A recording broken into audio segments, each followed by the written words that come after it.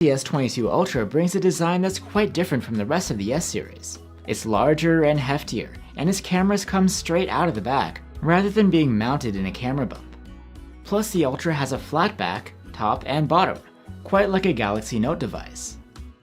Another big change over last year's model is that the S22 Ultra integrates the stylus into the design, with a dedicated dock at the bottom. It's a lot more secure, and it means that you'll always have your pen with you, unlike the S21 Ultra where you'd need to keep it elsewhere.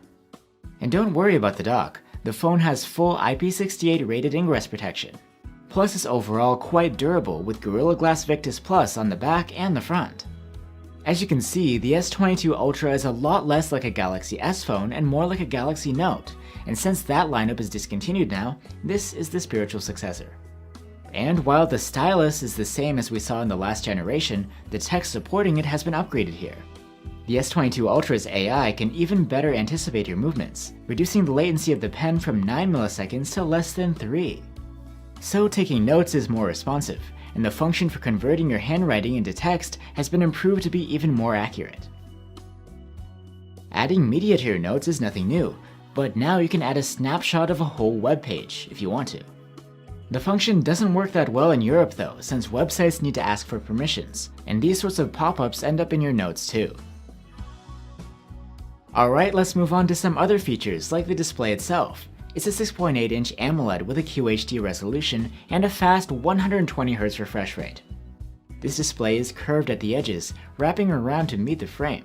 It creates a neat effect, but some people would prefer a flat screen like on the other S22 phones. The 120Hz refresh rate means that swiping and scrolling on screen looks much smoother.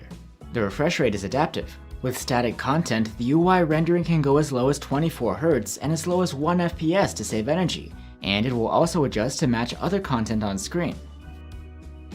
The display is awesome. With this high resolution, content looks quite sharp, and you also get great contrast and deep blacks thanks to the OLED tech. There's HDR10+ support, and colors can be super accurate depending on the profile you choose in color settings. The S22 Ultra also has class-leading max brightness. With the manual slider, you can achieve 500 nits, and that boosts up to around 830 nits if you enable the extra brightness mode.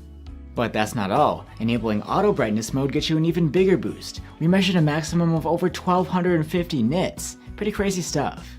In addition to that, when auto brightness mode is on, a new feature called Vision Booster will also adjust the contrast of the screen based on the ambient light to make legibility out in the sun even better. And under the screen sits an ultrasonic fingerprint reader. It's quite fast and responsive to wake up and unlock the phone. For audio, the S22 Ultra has a pair of stereo speakers, with the earpiece acting as the second one. The speakers earned a score of good on our loudness charts, but are a bit quieter than last year's model, and we've also heard better low end from the competition.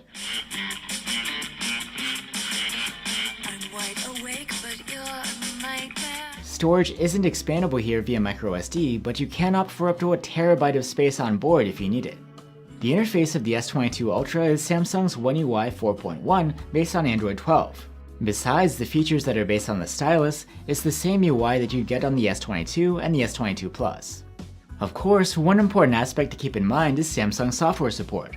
They promise 4 generations of Android and One UI updates, and 5 years of security updates. The interface also brings a few new features, like additional functionality and support for widgets. Android 12 allows you to change the color of your system menus, and even your icons to match your wallpaper. And there's a dedicated privacy dashboard, which organizes all of your privacy and permissions options into one easy-to-reach spot. Under the hood of the S22 Ultra is either an Exynos 2200 chipset for some markets, or a Snapdragon 8 Gen 1 chipset for others. Both are based on a 4nm process and are comparable, but the Exynos variant has a GPU that was designed in collaboration with AMD. We have an Exynos model, and performance here is great as you'd expect from a high-end flagship. It's more than enough to multitask and play heavy games without a hitch. Plus, the thermal management here is quite reasonable. Of course, the previous generation is tough to beat, and in benchmarks, the improvements compared to the S21 Ultra are modest. Powering the S22 Ultra is a 5000 mAh battery, like last year's model, but battery life scores are a little less this time around, with an endurance rating of 108 hours in our tests. Still, that's not too shabby. Charging is a bit complicated though.